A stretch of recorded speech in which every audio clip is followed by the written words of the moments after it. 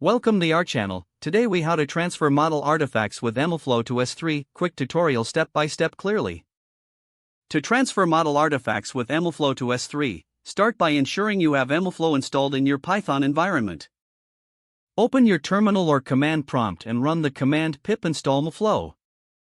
Next, configure your AWS credentials if you haven't already. You can do this by setting environment variables or using the AWS CLI. Make sure to set your AWS_access_key_ID and AWS_secret_access_key. Once your credentials are configured, import the necessary libraries in your Python script. You will need to import MLflow and MLflow.s3. Next, create or load your MLflow model artifact. You can log a model using MLflow.log_model or load an existing model. After your model is ready, set the tracking URI to point to your S3 bucket. Use MLflow.set_tracking_URI, S3 / your bucket name, for this purpose. Next, specify a unique artifact path within your S3 bucket. You might use a path like fModel_artifact/model_name. Now, log the model artifact to your specified S3 path.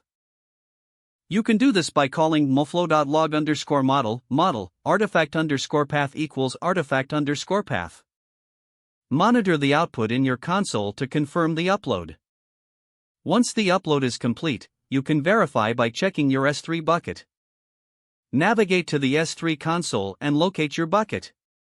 Check that the artifacts have been uploaded to the specified folder. It's also a good idea to view the MLflow UI for additional details. You can launch the UI by running MLflow UI in your terminal. After launching the UI, open your browser and go to http://127.0.0.1:5000. Here, you can review and manage your logged model artifacts. This concludes the tutorial on transferring model artifacts with MLflow to S3. You have successfully uploaded your model to a cloud storage solution. Now you are ready to use your model artifacts for further applications or deployments. If the page does not load, refresh the browser or try again in a private or incognito window. Make sure you are using the correct email address, then retype it carefully to avoid small typos. Don't forget to like this video and subscribe to our channel for more step-by-step tech guides.